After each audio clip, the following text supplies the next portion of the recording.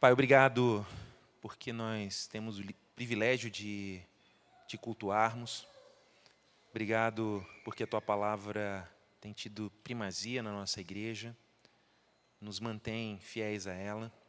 Abre nosso coração agora para recebê-la com avidez. Abençoa a vida do Luiz, a Laura, o Tomás. Obrigado por essa família. Enche-os da convicção do Seu amor por eles. Oramos assim em nome de Jesus. Bom dia, meus irmãos. Hoje nós vamos ler a passagem de Marcos 6, 14 a 29. Por gentileza, se vocês puderem abrir. O pastor Davi já orou, então já está abençoado. Posso começar? Vou só colocar um cronômetro aqui, para eu não me perder. Marcos 6, 14 a 29. Hoje a gente está sem, né? Então vocês vão ter que abrir mesmo.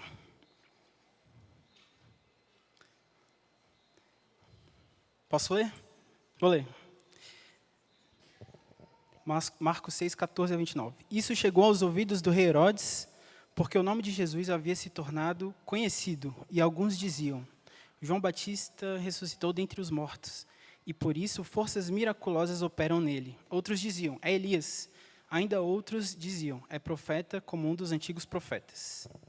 Herodes, porém, ouvindo isso, disse: é João, a quem eu mandei decapitar, que ressuscitou. Versículo 17. Porque o próprio Herodes havia mandado prender João e amarrá-lo na prisão por causa de Herodias, mulher do seu irmão Filipe, com a qual Herodes havia casado. Pois João lhe dizia: você não tem o direito de viver com a mulher do seu irmão. Herodias odiava João Batista e queria matá-lo, mas não conseguia fazer isso. Porque Herodes temia João, sabendo que era homem justo e santo, e o mantinha em segurança. E quando o ouvia, ficava perplexo, embora gostasse de escutá-lo. Chegando uma ocasião favorável, em que Herodes, no dia do seu aniversário, deu um banquete às autoridades, aos oficiais militares e às pessoas importantes da Galileia, a filha de Herodias entrou no salão e, dançando, agradou a Herodes e aos seus convidados.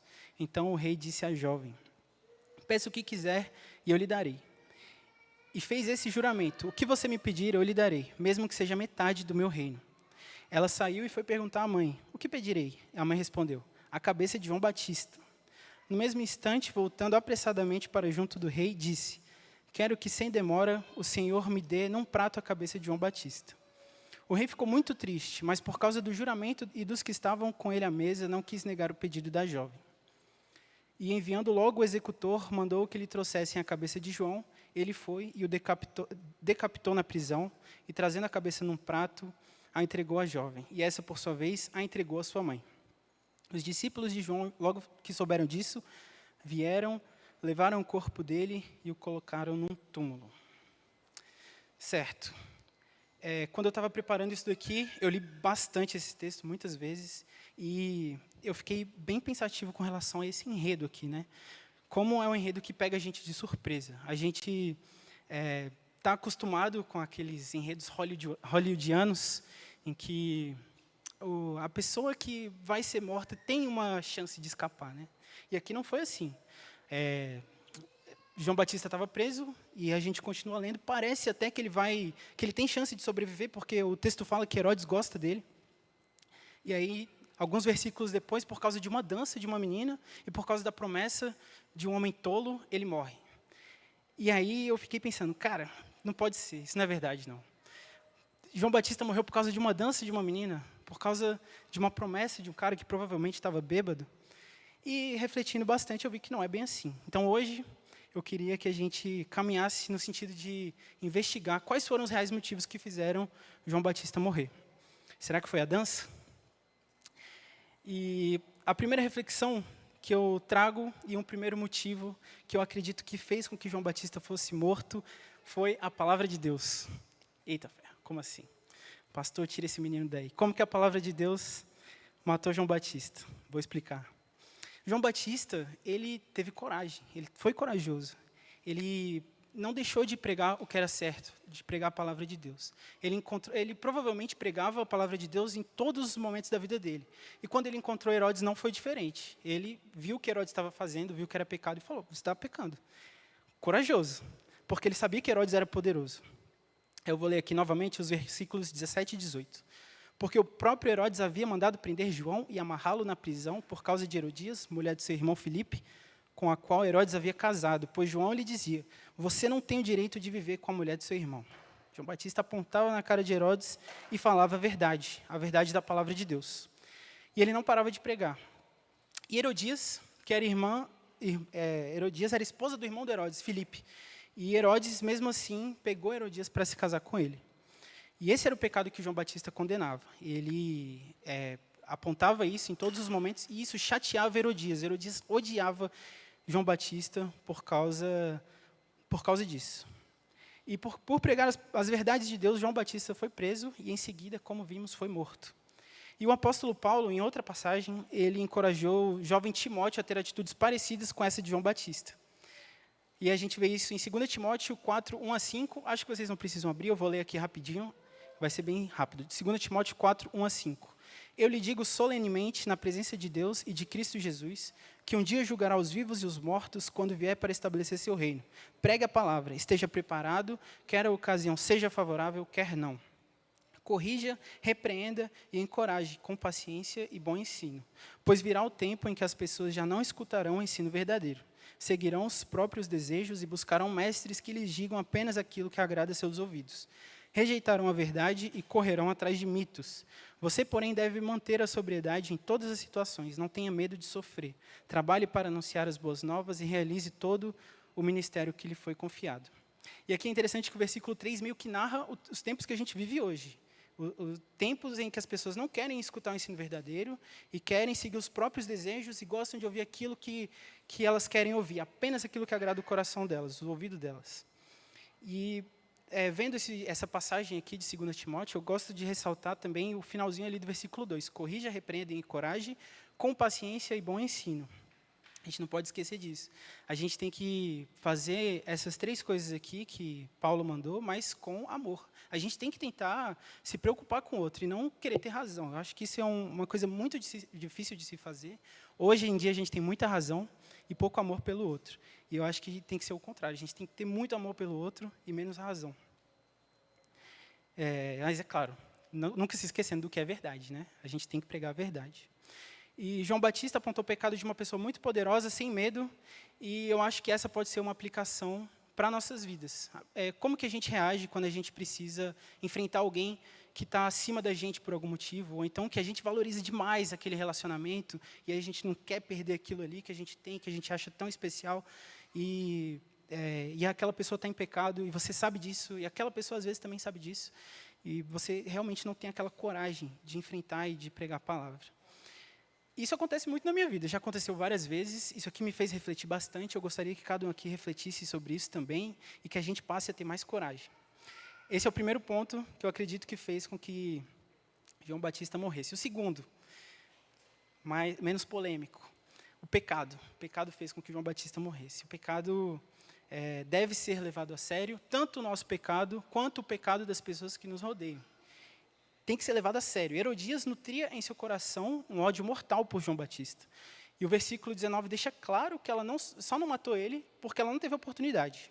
E aí eu vou fazer uma sequência lógica aqui para a gente. O primeiro acontecimento é, Herodes e Herodias decidiram viver em pecado. Segundo, João Batista acusou aquele pecado. Terceiro, Herodias passou a odiar João Batista. E o quarto, Herodes prende João Batista. E o quinto, João Batista é assassinado na prisão.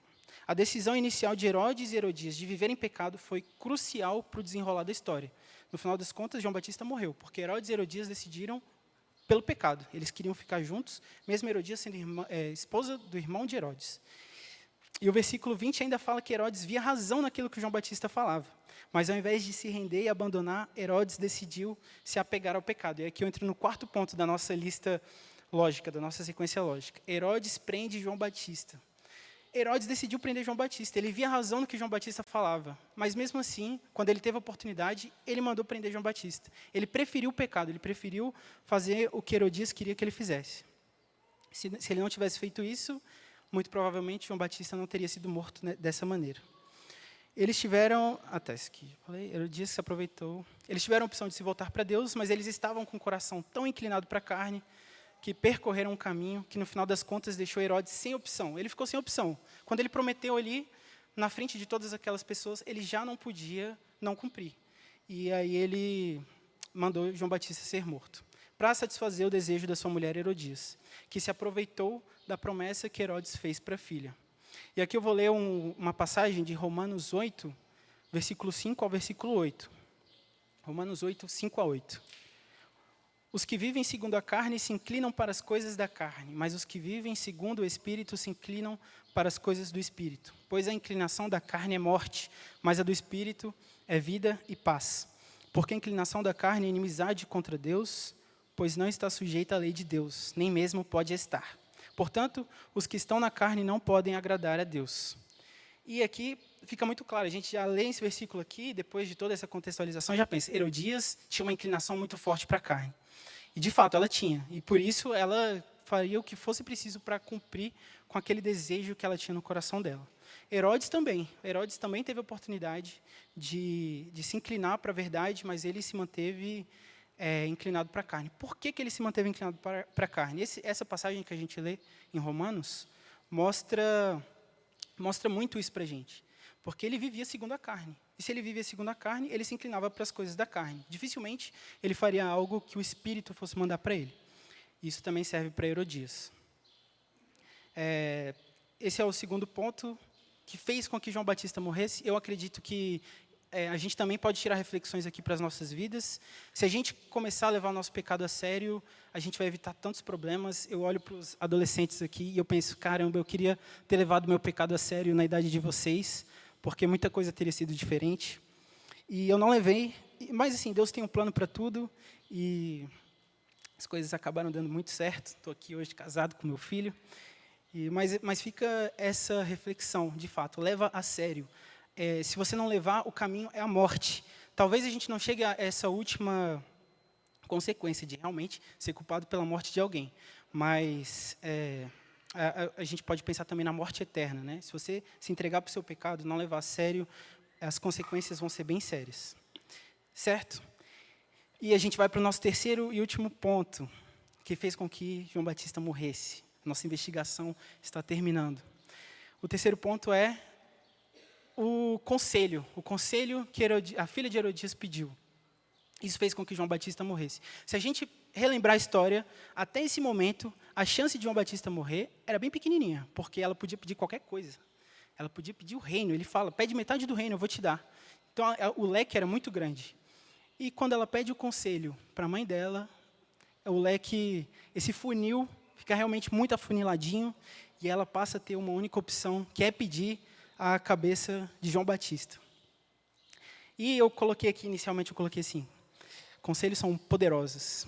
E eu, de fato, acredito que são muito poderosos. Eu acho que todo mundo aqui precisa de ajuda, todo mundo aqui pede ajuda para os outros, e a gente tem que tomar muito cuidado para quem a gente pede ajuda. Esse é o primeiro ponto. E eu lembrei aqui agora de uma história que meu pai sempre conta, que a primeira vez que ele me contou essa história aqui, nessa parte que ele fala, a menina podia pedir qualquer coisa, e ela pediu a cabeça de João Batista, eu falei para ele assim, oxi, que mulher besta. Eu pediria na hora um Game Boy, com certeza. Eu não pediria conselho. Eu já falaria, eu quero um Game Boy, um Pokémon, já era, estou feliz. Mas ela foi pedir o conselho e as coisas acabaram acontecendo do jeito que aconteceu. Outra coisa que a gente tem que pensar sobre conselhos, que eu gostaria de me estender um pouquinho mais aqui sobre esse assunto, além de tomar cuidado com para quem a gente pede conselho, o que me fez refletir bastante nesse texto é como a gente dá os conselhos, né? As pessoas pedem conselhos para a gente. Eu fico pensando no meu filho, bem novinho, não sabe falar nada. O conselho que eu dou hoje para ele nem entende. Eu falo, vira de barriga para baixo, vira de barriga para cima. Ele realmente não compreende, tanto é que ele não obedece. Mas daqui a pouco ele vai estar me pedindo conselhos sérios. Conselhos sobre a vida, sobre a morte, conselhos sobre o amor, sobre conselhos espirituais. Como que eu vou estar para dar esses conselhos? Em que eu vou me basear?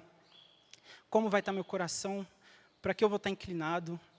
E isso é muito sério. Isso é muito sério para a vida dele. Então, a gente tem que pensar nisso. A gente tem que pensar nas nossas vidas e no nosso relacionamento com Deus, levando em consideração a maneira como isso afeta as pessoas que pedem conselho para a gente. A gente viu aqui a menina pedindo conselho para a mãe e a mãe falando, pede a cabeça de João Batista. Será que ela queria isso mesmo? Eu fico pensando, cara, talvez ela tenha ouvido esse conselho e falado, não devia ter pedido conselho. Mas ela pediu, e ela seguiu. Ela pediu a cabeça de João Batista. E quando alguém pede conselho para a gente, é por algum motivo. Essas pessoas que nos pedem conselho veem alguma coisa na gente. E existe um constrangimento. Depois que a pessoa te pede o conselho, ela quer levar aquilo que você falou em consideração. Então, a gente tem que tomar realmente muito cuidado. E pode ser até o caso de você ouvir a pessoa pedindo conselho e falar assim, cara, talvez eu não consiga te ajudar, não sei se é o melhor momento. E isso pode evitar muitos problemas na vida daquela pessoa. Mas que a gente esteja pronto para dar bons conselhos, conselhos que levem as pessoas para mais perto de Deus e que evitem que a gente faça decisões tão tolas como a decisão da filha de Herodias aqui. Amém? Esses são os 3 pontos, acho que a nossa investigação termina aqui. João Batista não morreu por causa de uma dança, ele não morreu por causa do homem tolo, ele morreu por causa do pecado, ele morreu porque ele decidiu seguir a palavra de Deus, e ele morreu porque uma menina decidiu, de uma maneira muito tola, pedir conselhos para uma pessoa também inclinada para a carne. Amém? Que Deus nos ajude, que a gente reflita bastante nesses pontos e que isso mude as nossas vidas.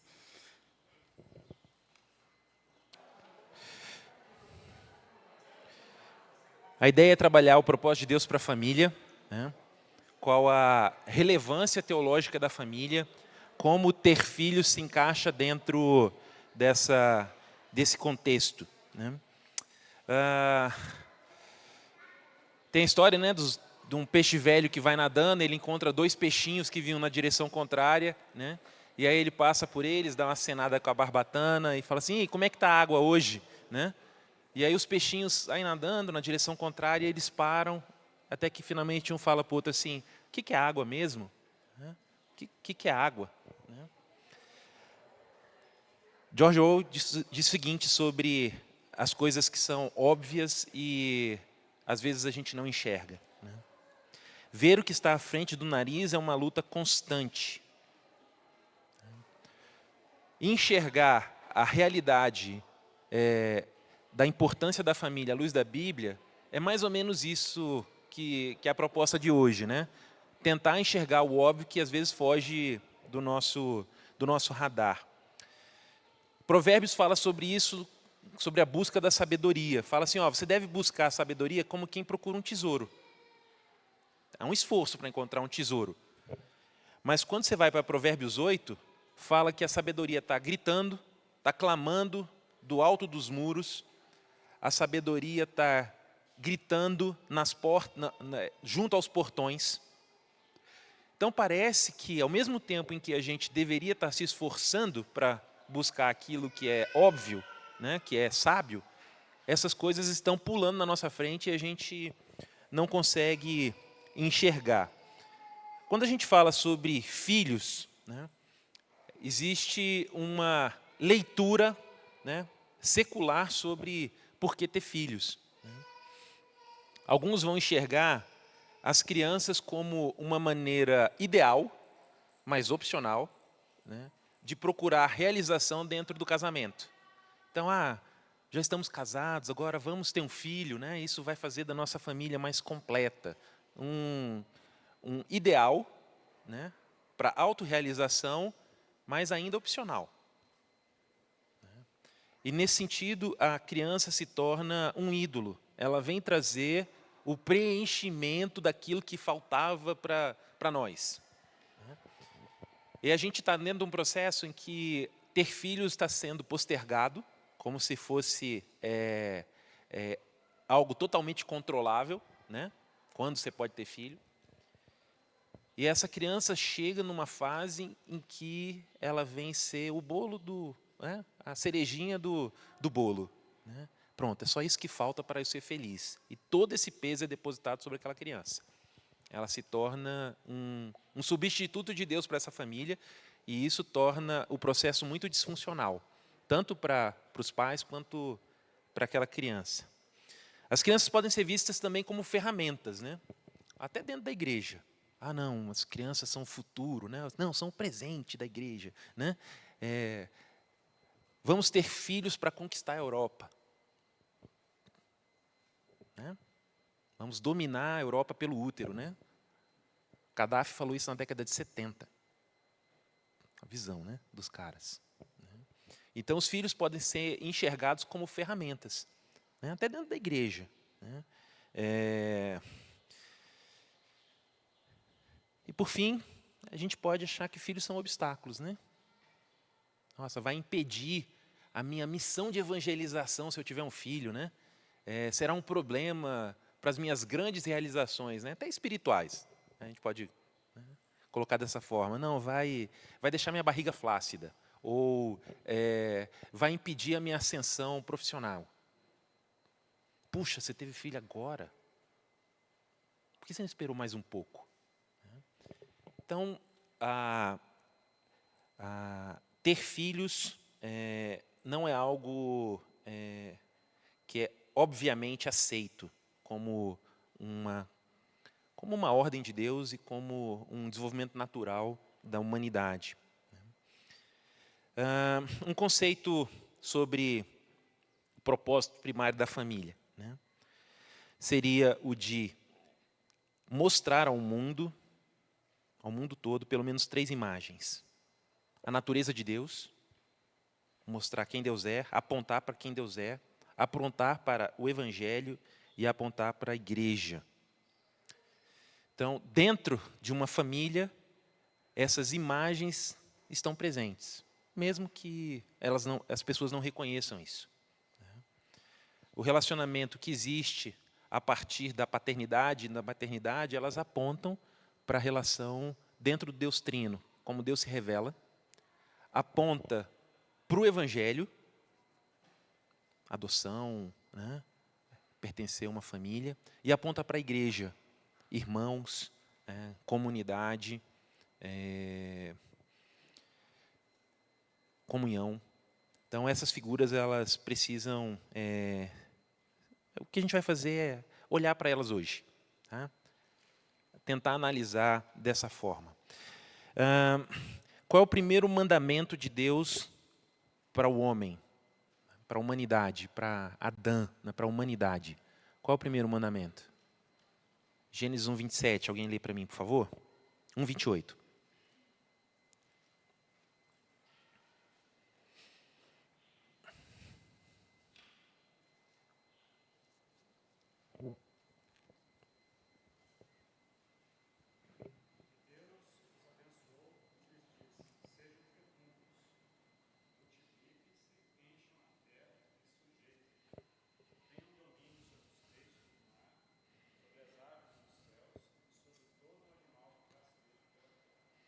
Então, debaixo da bênção de Deus, a primeira ordem é: sejam fecundos e multipliquem-se.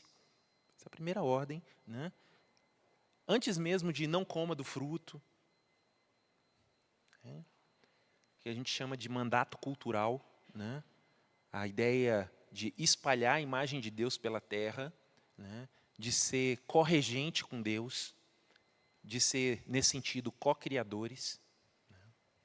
Deus poderia ter multiplicado a imagem dele sem precisar da nossa anatomia biológica. Poderia. Mas ele dá a ordem que a imagem dele seja multiplicada pela fecundação, né, pela multiplicação. Quando a terra é julgada nos tempos de Noé, essa mesma ordem é repetida. Né? Há uma discussão teológica se essas ordens seriam exclusivas para aqueles 2 casais, né? Não para aqueles 5 casais, né? Adão e Eva, né? Noé, sua esposa, e seus filhos e noras, né? Se seria exclusiva para eles ou não. Mas, num sentido de propagação da imagem de Deus, essa é uma ordem que é dada a todos nós. Mas nós sabemos que pessoas são chamadas para serem solteiras e não terem filhos. A gente sabe disso. E a gente vive num mundo caído em que a paternidade e a maternidade não é um fato presumido. Né? Pessoas podem sofrer com infertilidade, né? E nós sabemos que esse é um processo muito doloroso. Bruce Warren fala o seguinte: é como se Deus dissesse: eu criei o primeiro e original par de seres humanos à minha própria imagem. E eu poderia continuar criando-os unilateralmente para que vocês não tivessem nenhum papel a desempenhar. Mas em vez disso, agora vocês devem gerar seres humanos. Deveis ser fecundos, multiplicar-vos e encher a terra da minha maior de todas as criações, homens feitos à minha imagem. Então nós somos incumbidos, nesse sentido, com esse privilégio de multiplicar a imagem de Deus. Essa ideia atinge também famílias, né, do ponto de vista da projeção da salvação. Quando Deus trabalha com a família de Abraão, ele fala: ó, em ti serão benditas todas as famílias da terra. Uma ideia de que famílias podem produzir bênção, né? E quando Paulo trata sobre igreja, né, ele fala sobre essa beleza, esse conceito de família, e fala da ideia de homem e mulher se assemelharem a Cristo e à igreja. Então, famílias apontam para realidades superiores, né? Salvação, a imagem, a relação de Cristo com a igreja. E a gente precisa, então, ser relembrado disso. Mas a gente está depois de Gênesis 3, né? A gente está no período da queda. O pecado está aí, né? Infelizmente, é uma realidade com que a gente convive internamente e externamente. E Satanás, né, o inimigo das nossas almas, a cultura e nós mesmos, no nosso egoísmo, nós agimos de forma que nós fragilizamos o conceito de família. Nós, com o nosso autocentrismo, nós paramos de nos doar para a família, por exemplo, né? Os homens se isolam, né? Sei lá, a minha carreira, e isso vai fazendo com que esse conceito de família fique diluído. E em função disso a gente pode pensar, olha, cara, minha família pode ser retrato de qualquer coisa, menos de Deus, menos do Evangelho, menos da igreja, né? Minha família é disfuncional, minha família é problemática, mas essa constatação em si, ela não é de todo ruim, tá? É como se a gente enxergasse o retrato da família pelo negativo. Negativo de que, da nossa realidade, que a gente já experimentou, das nossas dores em família, elas são como um grito que aponta para uma realidade superior. A nossa dor aponta para um modelo superior. A gente sofre porque a gente sabe que existe um modelo melhor, que existe algo que é bom. Parker diz que a gente forma, muitas vezes, uma visão positiva da família por contraste, né? Aquilo que a gente sofreu aponta para uma esperança de algo melhor, para um modelo melhor, né? E aí, graças a Deus pelo Evangelho, pelo que Cristo faz, né? A capacidade transformadora da palavra de Deus, que pode trabalhar nisso. Então, a gente não pode descartar essas imagens de a família aponta para uma revelação do próprio Deus, aponta para o Evangelho, para a igreja, como algo descartável, porque seria inatingível. Ah, não, cara, não vou, como assim, né? Minha família vai ser uma figura do Evangelho. Ah, isso é impossível.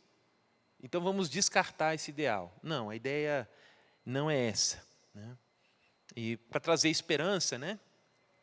Pense em alguma figura ou em algum aspecto do caráter de Deus que você encontra na sua casa, né? Assim, cara, olha, a gente se ama, né? A gente chora junto, né? Isso são reflexos da ação de Deus, né? Então, não fique desanimado, tá bom? Empolgue-se com a ideia que a gente pode personificar essas imagens dentro das nossas famílias. Dúvidas até aqui? Então, vamos seguindo. Então, vamos para essas 3 imagens, né? A imagem do Deus Trino, do Evangelho, imagem da igreja. Eu tenho mais alguns folhetinhos aqui. Alguém ficou sem? Quer receber? É tipo um resuminho para você ir anotando o que você acha importante. Tem mais um aqui. Vamos lá. Então, a família apresenta um retrato do próprio Deus. família fornece um retrato da relação pai e filho dentro da Trindade. Essa forma como é apresentada a relação entre Deus Pai, o Criador, e Deus Filho, o Deus encarnado, a forma preferencial que a Bíblia usa é pai e filho. Essa é a escolha preferencial da Bíblia, para retratar essa relação. Tem textos que diz que Deus é o cabeça do Filho, né? E que o Filho é o cabeça da igreja. Mas são expressões bíblicas, mas elas são residuais, comparadas com a proporção de vezes que aparece essa relação no sentido de pai e filho.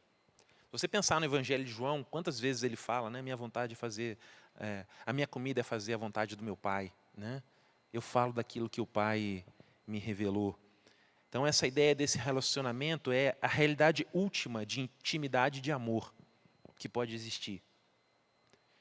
Deus se apresenta como uma realidade última de intimidade e de amor, e essa relação é demonstrada visivelmente para nós, né? Especialmente para aqueles que conviveram com o Cristo encarnado, na relação que Jesus tinha com seu próprio Pai. Isso serve de modelo para nós. Essa relação, então, entre pais e filhos terrenos, mesmo cheia de desafios, né? De revoltas e falhas de pais e falhas de filhos, elas apontam para uma realidade última. Existe uma relação perfeita entre pai e filho. Que as nossas relações com os nossos filhos, elas são uma sombra disso. Elas apontam para essa realidade. Claro que não é uma analogia absoluta, né? Os nossos filhos são gerados, né? Eles nascem, né? E Jesus é unigênito, né? Ele não tem um momento em que ele é criado, né? Tem uma distância, né, da transcendência de Deus para a nossa imanência, para aquilo que nós somos. Mas nós somos imagem dele, nós apontamos para essa realidade.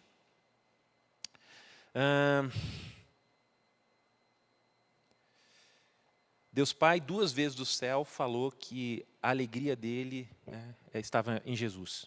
Esse é meu filho amado, em quem eu tenho toda a minha alegria, em quem me comprazo. E nós podemos nos alegrar nos nossos filhos. Não perfeitamente como Deus se alegra em Jesus, né, porque os nossos filhos são pecadores. Né? Não perfeitamente amorosos como Deus Pai é em relação a Jesus, porque nós somos pecadores, mas isso é possível. Né? Jesus se refere aos 12 anos, quando ele está ali no templo, eu estou na casa do meu Pai. Como assim vocês não entendem isso? Que eu estou na casa do meu Pai. Meu prazer está aqui. É aqui que eu deveria estar. Né? Por que vocês estão... por que vocês não pegaram isso? Né? Uma relação de amizade e de intimidade ali. João 14:11, crê que eu estou no Pai e que o Pai está em mim. Os judeus ficaram, né, os líderes judeus ficaram horrorizados com isso. Né? Como assim você está dizendo que você tem uma relação com Deus que é uma relação de filho? Isso seria uma grande heresia. Quando Paulo prega, né, nos seus sermões pós-conversão ali em Atos, ele fala sempre nessa relação de pai com o filho. Gálatas 1 fala que ele era apóstolo da parte de Jesus Cristo e de Deus Pai. Essa conexão está sempre presente nas imagens que Paulo faz da relação entre o Deus Criador e o Filho. Então, assim, não tem como falar em Trindade sem falar nessa relação de pai e de filho. E essas imagens vão dar alguns parâmetros para a gente, algumas lições. Né? Nosso amor, a nossa unidade e a nossa semelhança com os nossos filhos dão testemunho da própria natureza de Deus. O Vini não gosta quando vocês falam que ele parece comigo. Né? Ele luta contra uma natureza. Né? Ele luta contra essa ideia, né? Mas é uma revelação de que, cara, uma imagem foi passada. Eu vejo você e seu irmão, Daniel, o Vitor ali, cara, tem uma forma, né? Tem uma forma. O cara confundiu você com o filho do Alexandre, foi um erro, né?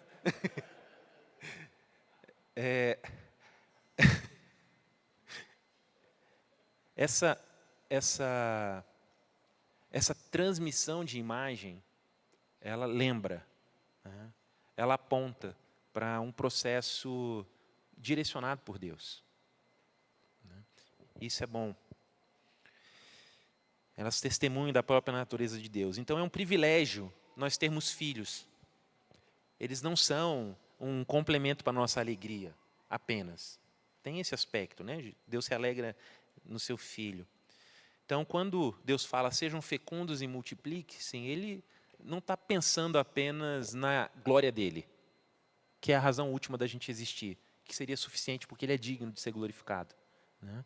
Mas existem essas nuances de a minha família representa algo além do meu legado, sabe? Eu tenho quem vai receber aquilo que eu vou deixar. É mais do que isso, né? É mais do que ter filhos, escrever um livro e plantar uma árvore. É mais que isso.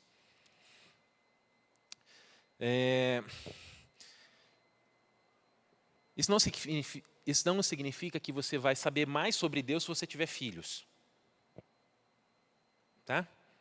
Mas você tem uma grande chance de perceber nuances que você não perceberia antes. Da mesma forma que você não vai aprender mais sobre Cristo e a igreja casando, né? São figuras.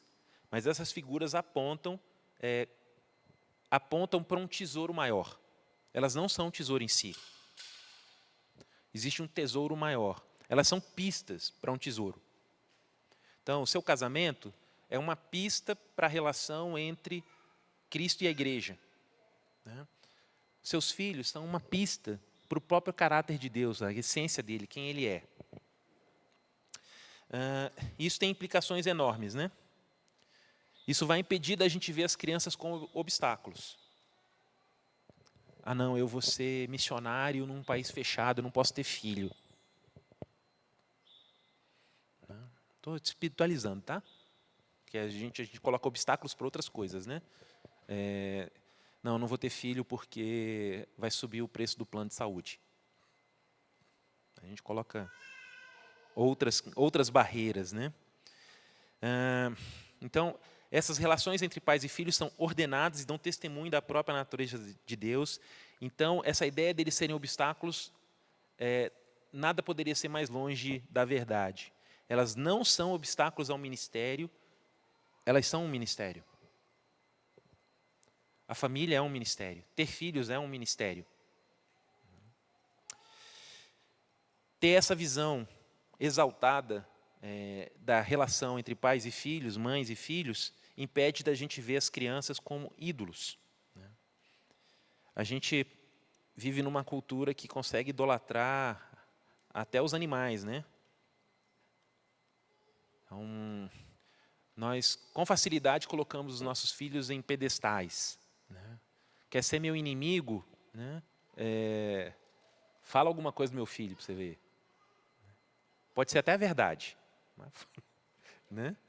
Então, nós somos tentados a colocar os nossos filhos numa posição que eles não podem suportar, né? Fonte da nossa alegria, razão da nossa existência, né? É peso demais, né? É peso demais. Então, se você é tentado nisso, colocar seu filho no pedestal, você precisa lembrar, né, que Deus não imbuiu as famílias com a imagem divina para que você possa adorar a imagem divina. Você deve continuar adorando Deus, não aquilo que aponta para a imagem dele. É idolatria. Se você adora um homem, é uma idolatria. Se você adora o seu filho, sua filha, seu gato, seu cachorro, é uma idolatria, né? Então, a gente precisa edificar os nossos lares, né? Mas a gente não deve fazer do nosso lar um altar. Cara, essa aqui é a fonte da minha adoração. Impede também de ver as crianças como ferramentas, né? Alguém comentou lá numa das redes sociais, tinha umas fotos das nossas crianças, né? Ah, esse é o fundamento da igreja, né? É verdade, né? Mas se a gente isola apenas essa função, elas se tornam ferramentas, né? Vou engravidar para casar. Uma ferramenta. O filho é uma ferramenta. Isso acontece.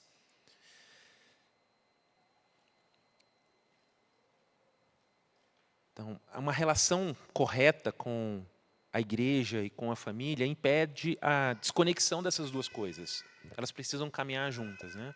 Então, quando há esse descolamento, é complicado. Então, a gente não pode olhar para as crianças apenas como uma cola social, como a família é a célula base da sociedade, né? Mas ela é uma exibição real do Deus Trino. Ela é mais exaltada do que ser o bloquinho fundante da sociedade. Ela é mais exaltada do que isso. E impede também que a gente ignore as crianças, né? Então a gente foi desafiado aqui pelo Daniel, essa ideia do evangelismo a todas as crianças, não só as nossas aqui, mas as da comunidade, né? Aqueles que ainda não têm filhos podem ser tentados a olhar para os filhos dos outros como quem pariu Mateus que embale. Seu filho, se vira, né? Então, os meus estão criados, né? Então, problema de quem tem.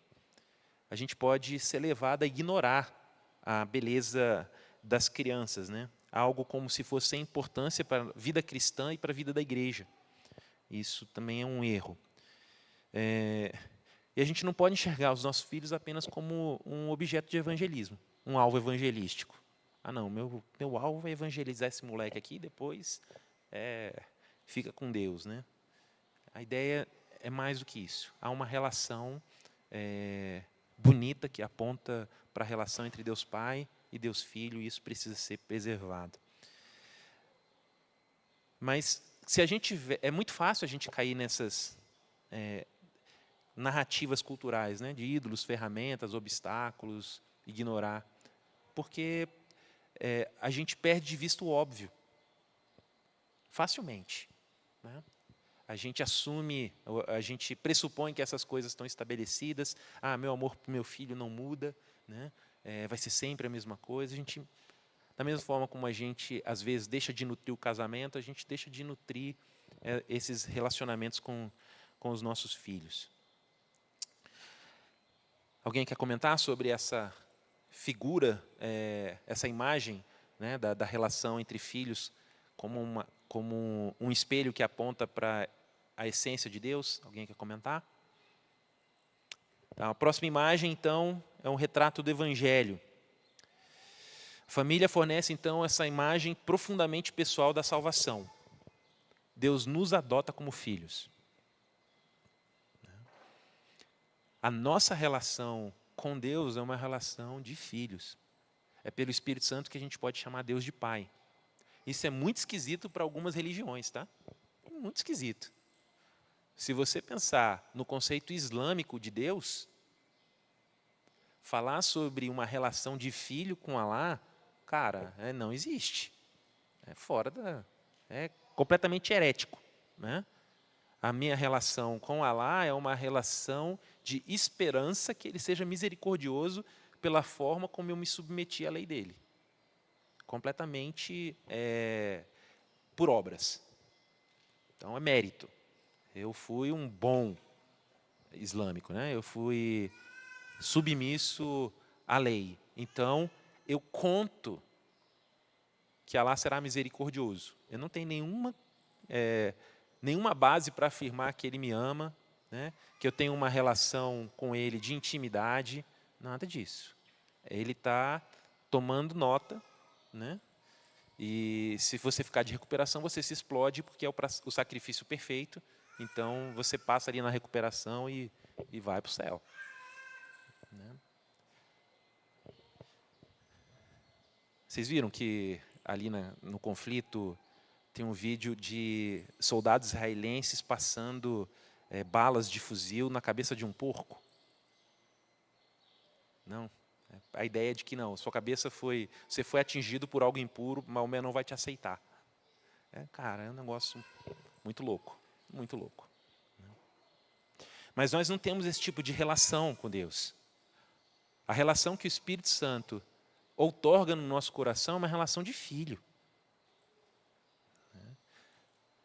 Para quem não entende isso, parece uma grande pretensão. Quem é você para dizer que você é filho? Todo mundo é filho de Deus. Ou todo mundo é, ou você está maluco de dizer que você é. Você é orgulhoso, né? Você é pretensioso. Mas a palavra de Deus fala que o próprio Espírito testifica com o nosso Espírito que nós somos filhos de Deus. É uma convicção de uma identidade a partir de um relacionamento que Ele nos dá por adoção. Isso é um grande privilégio. Deus se referiu a Israel como seu filho primogênito. O povo de Israel foi encorajado a cantar os salmos sobre a paternidade de Deus. Se você pegar vários salmos, ali o 103, por exemplo, versículo 13, vai falar sobre essa ideia de Israel se reconhecer como filho de Deus. Mas a nação de Israel, ela apontava para essa filiação maior em Cristo. Em ti serão benditas todas as nações da terra. Gálatas 4:4-7 diz o seguinte: mas quando chegou a plenitude do tempo, Deus enviou seu Filho, novamente aquela relação que a gente já tinha apontado, né? Deus Pai, Deus Filho, nascido de mulher, nascido sob a lei, para resgatar os que estavam sob a lei, a fim de que recebessem a adoção de filhos. E porque vocês são filhos, Deus enviou o Espírito do seu Filho ao nosso coração. E esse Espírito clama, Abba, Pai. Abba é Pai em aramaico. Assim você já não é mais escravo, porém filho, e sendo filho, também é herdeiro por Deus. Porque nós somos filhos de Deus por adoção, Hebreus 2:11 fala que Jesus não se envergonha de chamar-nos de irmãos.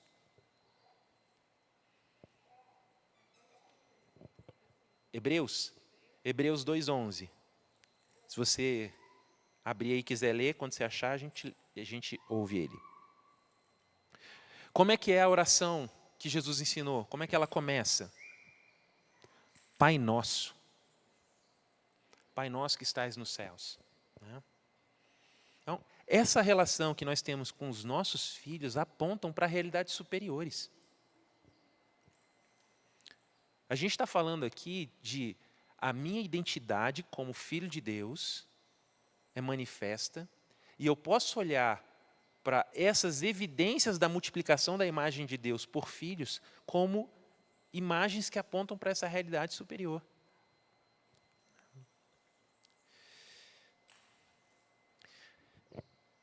Achou, Babi? Lê aí. 2:11.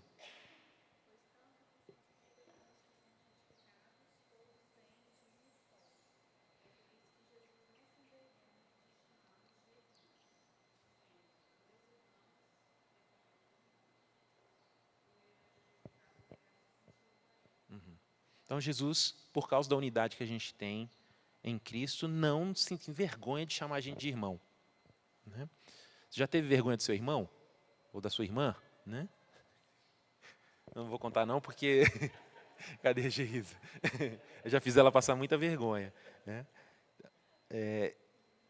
Ele não tem esse problema. Jesus não tem esse problema.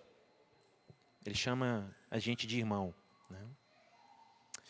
1 João 3:1, quando ele está falando sobre... João, né, que fala tanto na relação do pai com o filho, lá no Evangelho, quando ele escreve a sua epístola, olha o que ele fala aqui. Vejam que grande amor o Pai nos tem concedido, a ponto de sermos chamados filhos de Deus, e de fato somos filhos de Deus. Olha que grande amor que Deus tem. Nós somos chamados filhos de Deus. E aí João fala assim, cara, e de fato a gente é. Não é só da boca para fora. De fato, nós somos chamados filhos de Deus. Então, os relacionamentos entre pais e filhos não são um acidente, uma parte acessória do plano de Deus, não. Tá? Ter filhos está projetado para ser uma manifestação dessa relação. Lembram que Deus se revela, por exemplo, pela criação? A gente olha as coisas, cara, isso aqui, né, é muito bonito para ser só acaso. É muito azar isso aqui ser só azar, sorte ou azar. Esse mesmo sentimento, ele precisa ser nítido quando a gente olha, né, o Tomás ali com a mãe.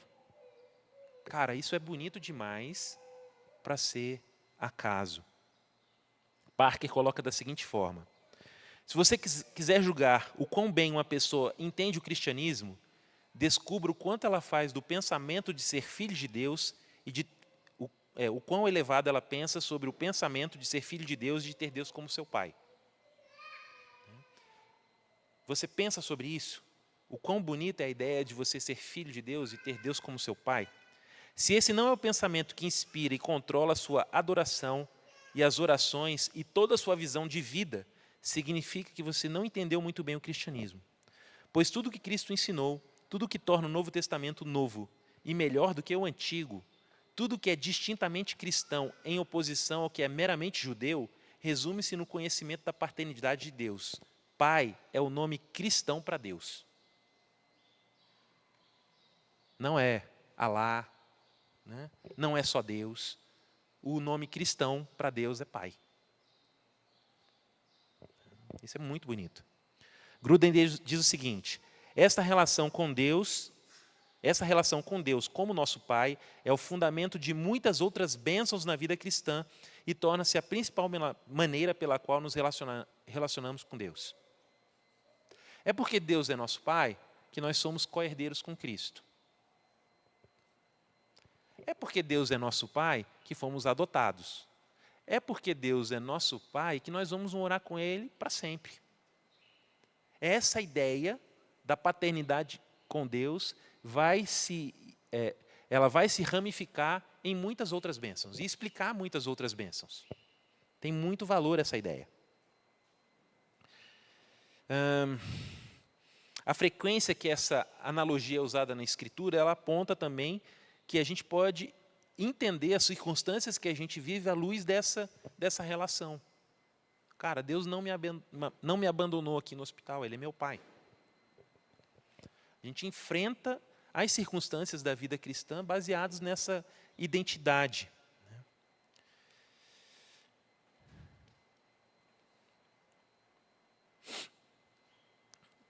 Parker de novo aqui. Suportar as dificuldades como disciplina. Deus está tratando vocês como filhos. Pois que filho é esse que não é disciplinado pelo pai?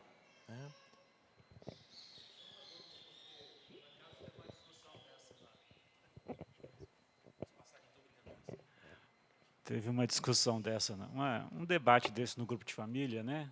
No sentido de que no Velho Testamento Deus se apresentava como Senhor, né? E aí na Nova Aliança é Pai, né? E eu discordei disso, porque é o mesmo Deus e eu não acredito que haja um relacionamento diferente de Deus para com os fiéis, seja num ou no outro, né? Apesar de que sob a égide da lei fica mais em ênfase essa relação de lei, de cumprimento e tal, mas para os fiéis, eu acredito que eles sempre se consideraram filhos e Deus Pai. Está certo isso? Porque você deu uma ênfase agora no Novo Testamento em diferença ao Velho, né? E, apesar de ser mais explícito no Novo, acredito que já era assim, né? Então, lá, o 103, né? Salmo 103 que eu citei, eu vou ler aqui. Para mim, a chave da sua pergunta, a resposta à sua pergunta está na própria pergunta. É uma questão de ênfase, né? Salmo 103, 13. Como um pai se compadece de seus filhos, assim o Senhor se compadece do que os temem. Então, isso aqui é Israel louvando o Senhor num salmo, uma música que eles cantavam, falando que, cara, a relação de Deus conosco é uma relação de pai. Ele se compadece de nós, um pai se compadece dos filhos. Agora, obviamente, essa relação ela não era presente para gentios, né? Então, quando a gente fala do Evangelho nos alcançando, né, franquear esse acesso é a partir de Cristo. né? Então, quando a gente fala nesse rompimento com a mentalidade judaica, é nesse sentido, né? De que a paternidade não é exclusiva para Israel, para Abraão e sua descendência, mas é para todos, né? E isso faz parte da nossa identidade, né? Então não faz sentido você querer ser judeu, porque você já é filho de Deus, né? Então uma igreja neotestamentária que começa a absorver ensinos judaizantes para se aproximar de Deus, ela perdeu, né? Ela se perdeu, tá? Você não precisa ser igual ao seu irmão para ser filho. Entende? Não sei se ficou claro, né? E aqui sumiu onde eu estava. Peraí. Eu estava no texto de Hebreus falando sobre disciplina, né? A própria disciplina dentro da igreja aponta para essa relação filial, né? Deus está tratando vocês como filhos, pois que filho não é disciplinado pelo pai? Se você não é disciplinado, e todo mundo sofre disciplina, então você é um filho ilegítimo, bastardo, e não filho verdadeiro. Além disso, todos nós tivemos pais humanos que nos disciplinaram, e nós os respeitamos por isso. Quanto mais devemos nos submeter ao Pai do nosso espírito e viver. Nossos pais nos disciplinaram por um tempo como achavam melhor, mas Deus nos disciplina para o nosso próprio bem, para que possamos participar da sua santidade. Nenhuma disciplina parece agradável no momento, mas dolorosa. Mais tarde, porém, produz uma colheita de retidão e paz para aqueles que foram treinados por ela. Então, a própria disciplina de Deus na vida do crente aponta para essa relação de filiação. Essa é a base também, porque a gente vai falar sobre disciplina mais à frente, né? Uma das bases para isso. Somos co-herdeiros com Jesus por causa da filiação, né? Aplicações práticas disso. Podemos aprender com Deus Pai como é a verdadeira paternidade. Deus nos cria como cristãos, como um Deus pródigo, generoso, extravagante em seu cuidado, cheio de amor, de provisão e de proteção. Nós, como pais, não deveríamos fazer o mesmo? A gente não deveria agir como Deus age conosco, né? Com misericórdia, com graça, né? Com verdade.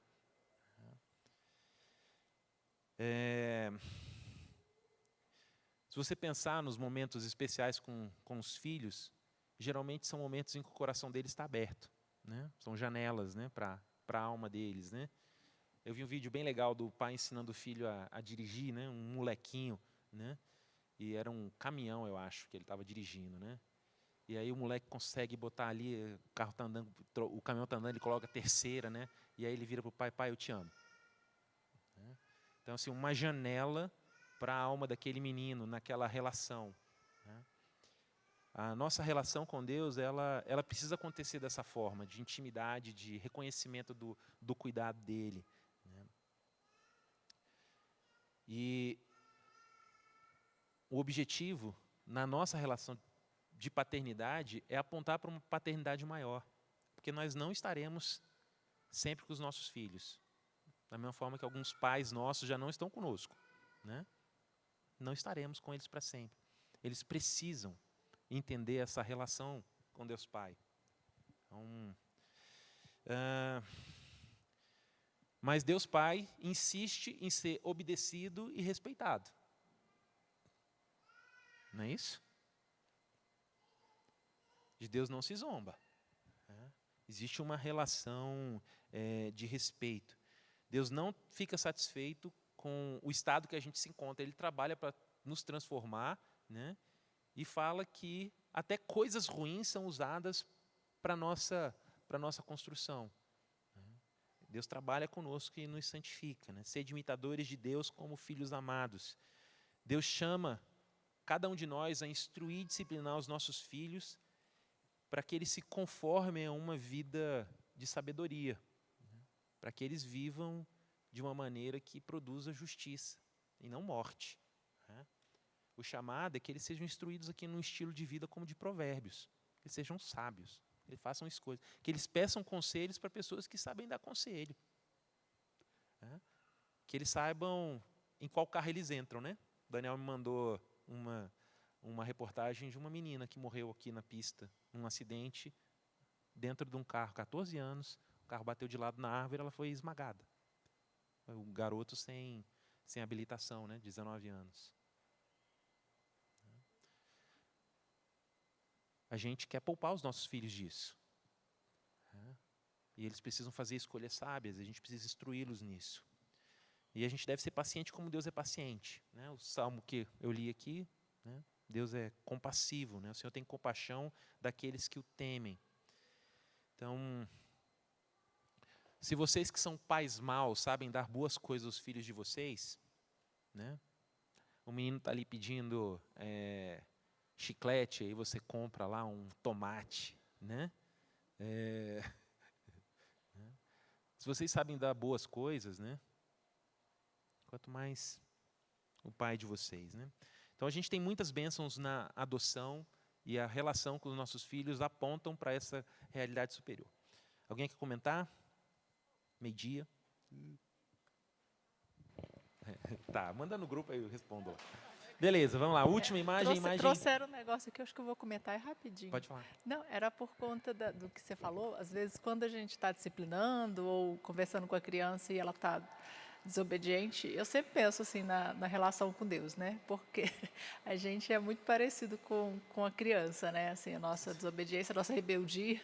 Então, de alguma forma, também instrui, sabe? Assim, a gente, quando a gente está conversando e tentando ali botar ali uma ideia, e não tem muito sucesso, então também me faz lembrar da nossa própria teimosia. Da nossa teimosia. Então eu acho didático. Sim. Tudo isso aqui é didático, tá? E é real. Né? E está na nossa frente e a gente esquece. Tá? E a família é um retrato da própria igreja.